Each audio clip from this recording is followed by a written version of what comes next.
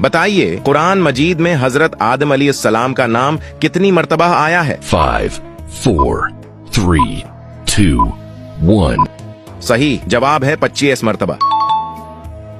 قرآن پاک میں سب سے زیادہ کس چیز کے بارے میں ذکر آیا ہے؟ 5, 4, 3, 2, 1.